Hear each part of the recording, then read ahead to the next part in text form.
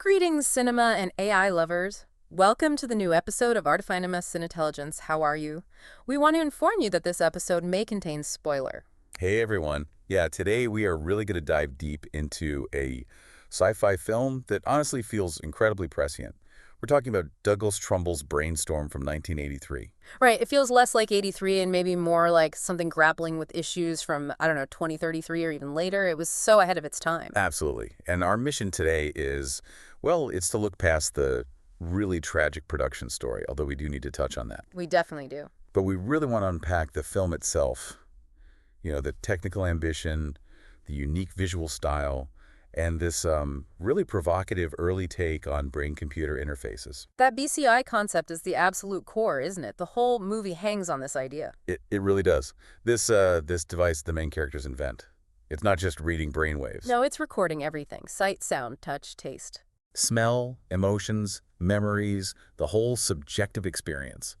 And then crucially, playing it back for someone else on this sort of specialized tape. It's like the ultimate empathy machine, or maybe the ultimate voyeurism machine. Stepping right inside someone else's head. Yeah, exactly. So before we get into the nitty-gritty of the tech, we should talk about the person driving this vision, the director, Douglas Trumbull. Because he wasn't your average director, he came from a very specific background. Oh, absolutely. He was already like a giant in the world of visual effects. Think about the Stargate sequence in 2001. A Space Odyssey, Mind-blowing. or the look of Silent Running, or the textures of Blade Runner. He was the effects genius behind those. And Brainstorm was only his second time directing a feature. That's right. And he didn't approach it like just telling a story. He came at it like an inventor almost. Yeah, that really comes across. His goal seems to have been about pushing the medium itself, like increasing the feeling of cinema. Precisely.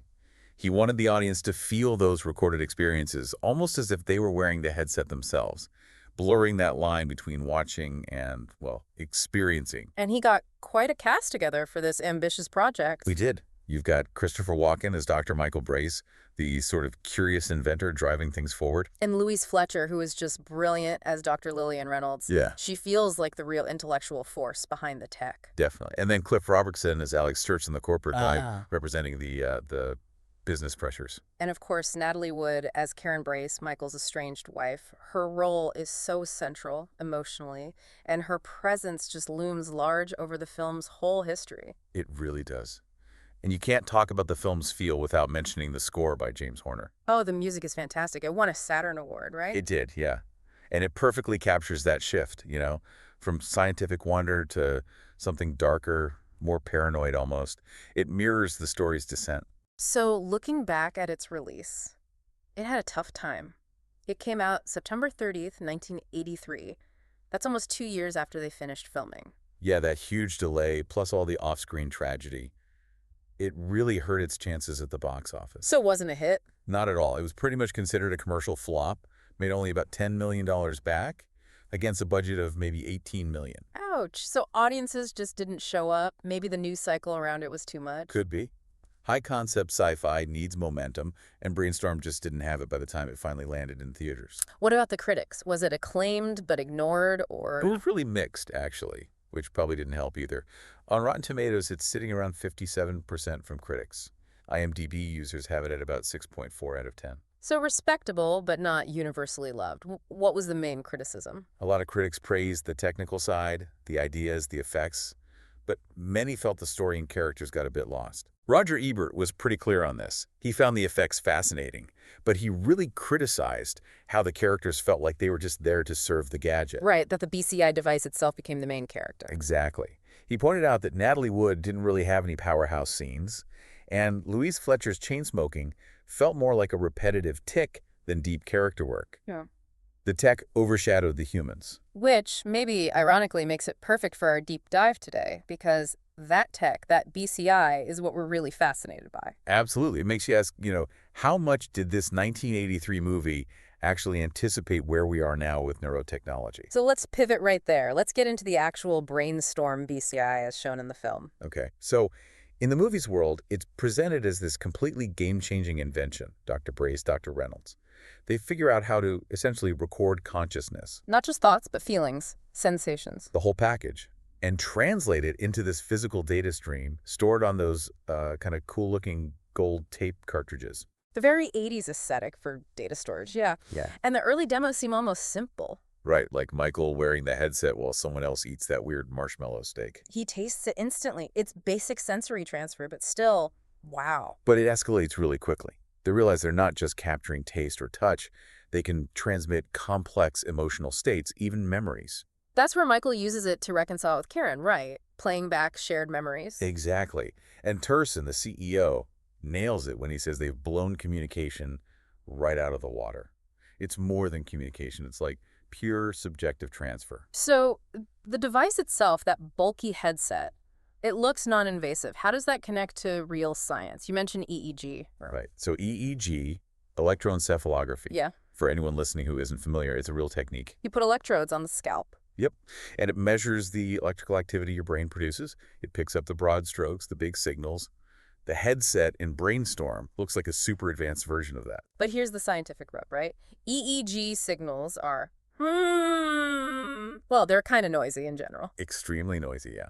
It's great for seeing if someone's asleep or having a seizure or generally alert, but trying to capture the exact feeling of tasting something specific or a rich, complex memory? With just scalp electrodes, seems impossible. Pretty much, yeah. The level of detail the Fidelity Brainstorm dissects using just EEG is, scientifically speaking, way off. You'd need unimaginable resolution. So the film got the idea of BCI right, the concept of mind-machine interface. Spot on, way ahead of its time conceptually. But it massively underestimated the sheer complexity the bandwidth needed. Totally. The movie's device basically assumes you've solved every single mystery of how the brain encodes, experience every neuron, every chemical signal, and then recorded all of that perfectly. Onto it looks like a fancy cassette tape. Right. It sort of bypasses the whole problem of brain complexity. So fast forward 40 years. Where are we actually with BCIs now? We've made incredible progress, but it's focused and, honestly, much more limited. The main drive today, ethically, is helping people with severe disabilities. Like restoring movement or communication. Exactly. Using neural implants, and these are usually invasive, surgically implanted to let someone control a prosthetic arm or type messages just by thinking, or communicate when they have locked-in syndrome. So the really high-fidelity stuff requires getting inside the brain. Surgery. That's the current reality, yes. Non-invasive methods like modern EEG just don't have the precision for decoding complex thoughts. And even with implants, we're still just scratching the surface, aren't we? Absolutely. Decoding basic intended speech is a huge breakthrough, like that UCSF study, letting a patient speak through an avatar by decoding neural signals. That's amazing. But translating "I'm thirsty" is worlds away from recording your entire memory of a childhood beach trip. Or the experience of dying, which the film gets into. Yeah, it's a different universe of complexity.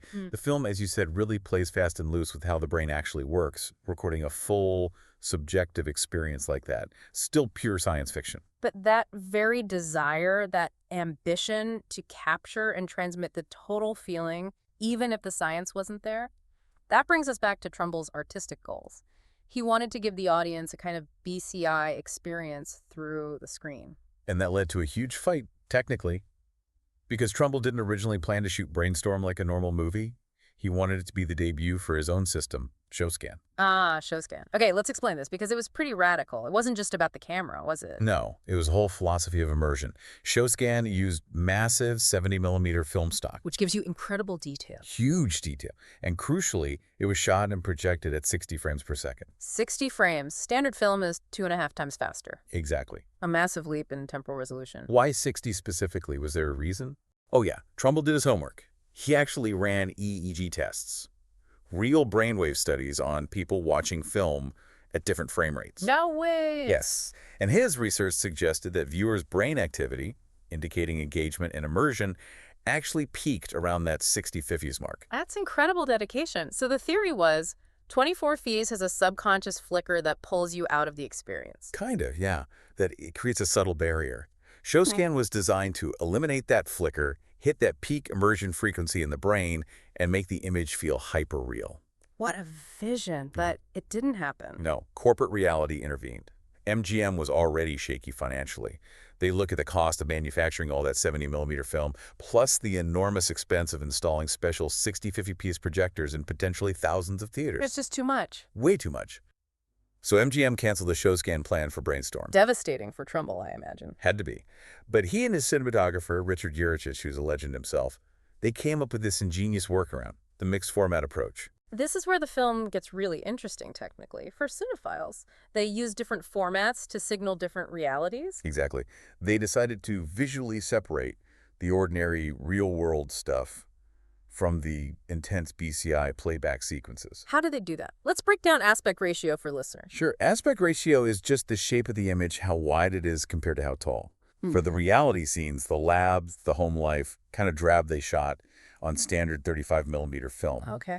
And they presented it in what's called a pillar-boxed 1.66.1 aspect ratio. So narrower, with black bars on the sides, feeling a bit constrained. Got it. And then when someone puts the headset on, Boom, instant switch.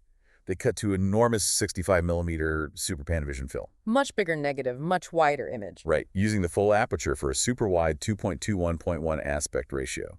The image literally expands, filling the screen, breaking out of that narrow frame. It visually mimics the overwhelming nature of the BCI experience. That's brilliant, using the format itself to convey the feeling. The BCI stuff feels more real, more intense than reality. That was absolutely the goal. And shooting 65mm, especially indoors in low light, is really demanding. You need special gear. Big time. They used this massive lens the crew called the Lotta lens, an Omnivision lens, apparently huge and heavy, maybe heavier than the camera, just to get enough light onto that big 65mm negative indoors. Wow. And they needed smooth movement for those POV shots too, right? To make you feel like you're in the experience. Yeah, for the exterior 65mm shots, think the snowmobile ride, the roller coaster, they use specialized lenses on a Panaglide stabilizer rig. Like an early Steadicam. Pretty much, yeah. Yeah. It allowed for those fluid, dynamic, first-person shots that really sell the immersion, making it feel much more active than just sitting with a headset on. So besides the format change, how did they visualize the more abstract mental stuff, like memories or the climax? That's where the special effects expertise really comes in. Those memory bubbles you see floating around. Yeah, the little spheres of past moments. Creating those was incredibly complex back then. It involved combining the 35mm footage, the 65mm footage, and some very early computer-generated elements through multiple photographic passes. And they use something called CumMPSY to put it all together. Right, CumMPSY computerized photographic system. It was Trumbull's own motion control system. It allowed for incredibly precise, repeatable camera movements and layering of effects elements, vital for compositing. Which leads us to that final big sequence, Michael experiencing Lillian's death tape. Trumbull throws everything at the screen there. It's the absolute peak. Visually and thematically, you've got Horner's score becoming really dark and intense. And the visuals are just overwhelming. Kaleidoscopes, abstract light, those visions of angels. Souls flying towards this cosmic light, it's designed to be transcendent. And the angels effect, that wasn't CGI, right? It was something older. Yeah, inspired by Japanese bunraku puppetry, but achieved using multiplane photography. Like old Disney cartoons. Exactly like that, but on a much more complex photographic level. They used multiple layers of artwork or film elements, moved independently between exposures. And CumRPSY automated that. Allowed them to do maybe dozens, even hundreds of passes for a single frame, shifting layers slightly each time. It creates this incredible sense of depth and ethereal movement. Really sells the idea that you're seeing something beyond normal reality. It gives that final sequence such weight. It feels earned, not just flashy. Definitely. It elevates the whole thing. By the way, if you liked and interested so far, please don't forget to like, subscribe, and comment. It's really important for us to continue this series. So once they establish this incredible technology, the film pivots pretty quickly, doesn't it, towards the darker possibilities. Yeah, it doesn't take long for the ethical questions and the potential for abuse to surface. The shift from pure science to, well, corruption and weaponization feels almost inevitable in the story. And the first example is almost darkly funny, but also kind of disturbing. Hal's little experiment. Right? Joe Dorsey's character, Hal, the tech works too well for basic human drives. He tries to make the world's longest orgasm by looping a sex tape recording. Yeah, and the sensory overload is just too much. His body literally can't take the sustained input, and it forces him into retirement. It's a perfect, if crude, example of how this tech could be misused for addiction or even self-destruction. Pushing the brain beyond its limit. Exactly. It shows the danger isn't just external misuse, but internal overload. Okay, that's one angle. Hey, listener, do you have any other idea or question about this? Please write in comments. But then things get much, much darker with the death tape. Ugh, yeah. Lillian Reynolds, Louise Fletcher's character, she has a heart attack while working late. And somehow manages to put the headset on and record her final moments. Not just the pain, but the actual experience of consciousness fading. Creating this, like, ultimate forbidden recording, a Yeah. snuff tape of the mind. It's a horrifying concept. And it raises that question. Is the tape itself deadly? Or is the human mind just fundamentally unable to process the raw, unfiltered experience of death? It's way ahead of things like Ringu with the whole deadly recording idea. Absolutely. And the plot thickens because Michael becomes obsessed with seeing it. But he's smart enough to modify his playback machine first. Right, he filters out the raw physical trauma, allowing him to experience the more abstract parts, those memory bubbles of her life, the transition towards the light without suffering the fatal heart attack himself. But the military, or the corporate forces aligned with them, they don't care about safety modifications. Not at all. They get their hands on the original unfiltered tape. And Dr. Landon Mark's people, they force Gordy Forbes to watch it. Even though they're warned that Michael's setup was special, that it had filters, They ignore the warnings completely. And Gordy dies instantly, basically reliving Lillian's heart attack. It's brutal. it makes it crystal clear. This tech, meant for understanding, is immediately seen as a weapon. Yet, Turson and Marks are already pushing hard. They even name it Project Brainstorm. And the goals are interrogation, torture, brainwashing. All the classic military-industrial complex applications. It perfectly captures that co-opting of pure research for control. And Karen, Natalie Wood's character, she's horrified by this. She sees where it's heading. Which leads Michael, Karen, and Hal to plan that heist, to get the tape back and sabotage the project. That whole sequence feels almost like a different movie for a bit. Very action-oriented. It is. Staging a fight, hacking the computers via phone lines, very 80s, reprogramming the manufacturing robot. Right, the robots go haywire, flooding the place with foam. Yeah, total chaos as cover to steal the tape and the data. It risks feeling a bit out of step, but Trumbull pulls it back. But the consequences aren't just contained to the lab, are they? It affects their family directly. Tragically, yes. Their son, Chris, he finds one of the tapes, a military one. Yeah, something disturbing. And watching it causes him to have a psychotic break. He ends up hospitalized. The film really drives home the point that this kind of unchecked technological ambition, driven by greed and military aims, has devastating personal costs, harming the innocent. Michael finally confronts Turson about it, blaming Project Brainstorm for what happened to Chris. And Turson denies direct knowledge, but the damage is done. Michael vows to destroy the work. It really highlights that central conflict. Knowledge is power, but power in the wrong hands is catastrophic. And speaking of conflict and tragedy, we have to talk about the production itself. The real-world stuff mirrored the film's themes in a grim way. Yeah, you really can't discuss Brainstorm without addressing the incredibly difficult production and the shadow hanging over it. It was already struggling with MGM's financial issues, right? The studio kept threatening to shut it down. Several times, yeah. And then the absolute worst happened. Natalie Wood died. During a break in filming, wasn't it? Thanksgiving weekend, 1981, drowning off Santa Catalina Island. Exactly. And she'd finished all her major scenes, but not everything.